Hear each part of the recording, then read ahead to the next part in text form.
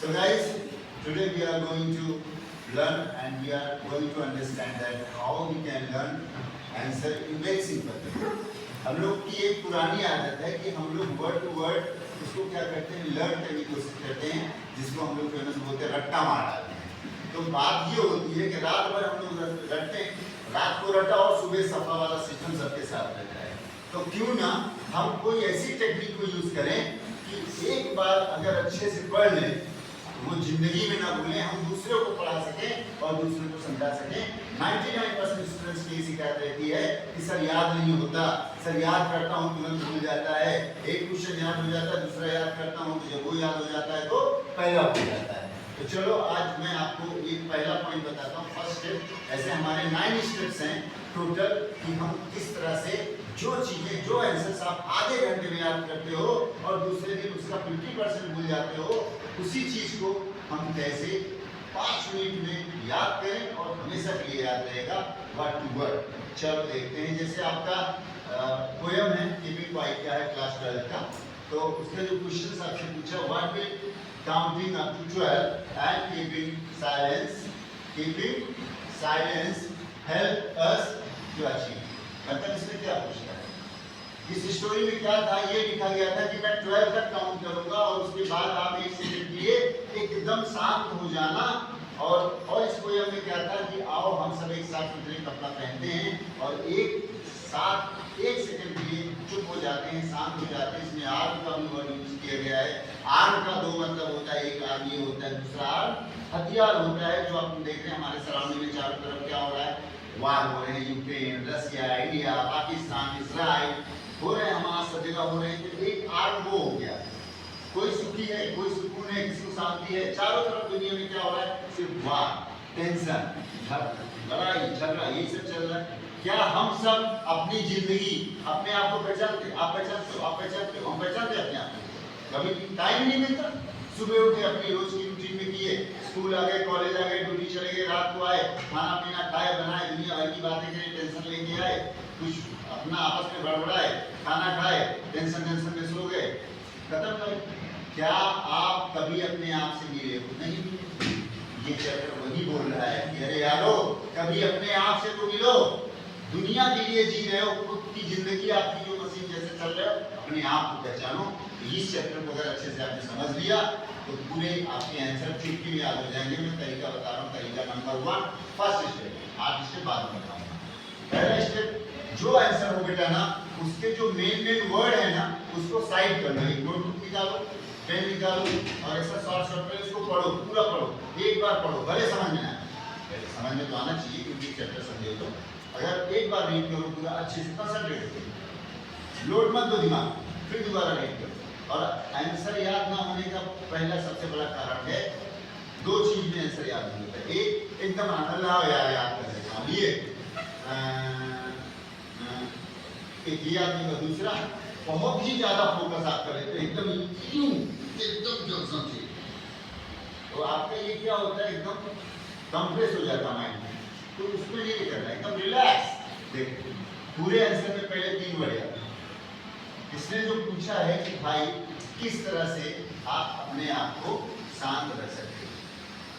अगर हम अपने आप को समझ जाएं, मैं गलत हूं कि सही हूं, तो मैं आत्मनिरीक्षण कर रहा हूं नहीं कर रहा हूं, आत्मनिरीक्षण में कर रहा हूं नहीं कर रहा हूं, मतलब अपने आप का इंस्पेक्शन खुद कर रहा हूं नहीं कर रहा हूं, इंटरसेप्शन कर रहा हूं कि नहीं कर रहा हूं। एक तो पहला पॉइंट है अंडरस्टैंडिंग आवरसेल्फ। पॉइंट को अलग अलग करो, अंडरस्टैंडिंग आवरसेल्फ मतलब हम खुद को समझते। दूसरा क्या बोल रहा है, सेल्फ एनालिसिस। एनालाइज करने का मतलब क्या होता है, निरीक्षण करना। ठीक है, एनालिसिस, सेल्फ एनालिसिस का मतलब क्या होता है, अपने आप का निरीक्षण करो, क्या कर रहे हो, क्या कर रहे हो, कर क्या रहे हो और किया क्या। तो पहला पॉइंट हो गया अंडरस्टैंडिंग आवरसेल्फ, दूसरा पॉइंट हो गया सेल्फ एनालिसिस। तीसरा, ये बताओ जब हम एकदम शांति से सोचते हैं किसी बात को, बहुत बड़ा टेंशन हो गया है, तो बहुत शांत होकर जब हम सोचते हैं तो कोई ना कोई रिजल्ट निकलता ही नहीं निकलता ही नहीं निकलता है। यस और नो? ये क्वाइटनेस मतलब जब हम एकदम शांति में रहते हैं तो क्या होता है, अंडरस्टैंडिंग। जब हम अपने आप को एकदम स्थिर कर लेते हैं, एकदम शांत कर लेते हैं, और शांत चित्त शांत मन से एकदम साइलेंट क्वाइटनेस माइंड से जब हम किसी टॉपिक के बारे में थिंक करते हैं तो उसका रिजल्ट हमें हमारे सामने आ जाता है और हम उस मुसीबत को समझ जाते हैं, अंडरस्टैंडिंग हमारी हो जाती है। तो तीसरा पॉइंट हो गया क्वाइटनेस इन और अंडरस्टैंडिंग, ठीक है।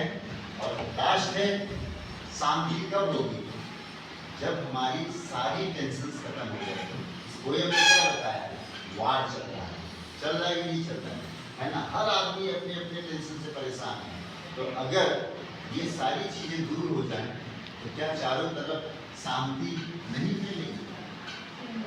अगर हमारे हर देश में जो युद्ध हो रहा है, अगर ये खत्म हो गया, जातिवादी का युद्ध चल रहा है, ये खत्म हो जाए तो क्या हम सब शांति से जी सकते नहीं जी सकते? इस पोयम में जो बोला गया, आओ साफ कपड़े पहन ले, साफ कपड़े के पहनने का मतलब कपड़ा साफ नहीं यार, अपने मन और आत्मा को साफ करके हम सब एक इंसान हो जाएं। और अगर व्हाइट कपड़ा, जैसे किसी डेथ में जाते तो सफेद कपड़ा पहने जाते, एक रंग का जो शांति का प्रतीक होता है। तो इसके जो आपके नरेटर का कहने का मतलब है कि बेटा अपने मन को, अपनी आत्मा को शांत कर लो, साफ कर लो, स्वच्छ कर लो, और हमारी सोच एकदम साफ कर लो। हम सब एक हो जाएं, एक ही पेड़ की छांव के नीचे बैठें और चुप रहें, किसी भाषा का प्रयोग न करें। इसका मतलब जो हम लोग भाषा पे लड़ रहे हैं, रंग पे लड़ रहे हैं, जात पे लड़ रहे हैं, इन सब पे अगर हम लोग लड़ना बंद कर दें, हम सब एक हो जाएं और शांति का प्रतीक चारों तरफ हो जाए, तो हम अपने आप को सबको पहचान लें। और इस समय इस पूरे विश्व को पहचानने की जरूरत है। तो आंसर याद करने के लिए छोटे छोटे पॉइंट्स बनाओ और उसको समझो, एक बार दो बार फोकस करो, और तीसरी बार बिना देखे खुद लिखो, और फोर्थ टाइम खुद टीचर बन जाओ। जो रॉन्ग हो स्ट्रिक्टली रॉन्ग कर दो, एक स्पेलिंग चेक करो। आप देखना जब सेकेंड टाइम लिखोगे 50% आपके जो भी प्रॉब्लम्स रहेंगे दूर हो जाएंगे। हर टाइम में 100% आप उनका आंसर लिख लोगे और हमेशा की याद रहेगा। तो चलो इसके आंसर क्या हुआ, और आंसर इंग्लिश में कभी लिखा करो।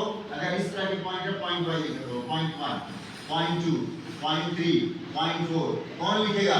जिसको लगता है कि मैं सेंटेंस नहीं बना पाता, वो पॉइंट वाइज कर लिया करो अपने साथ। और 2 मार्क्स के क्वेश्चन रहते हैं, तो एग्जामिनर और नॉमिनेटर को किसी भी कीमत पे half marks, half marks, half marks, half marks इसको देना ही पड़ेगा according to rule of board education.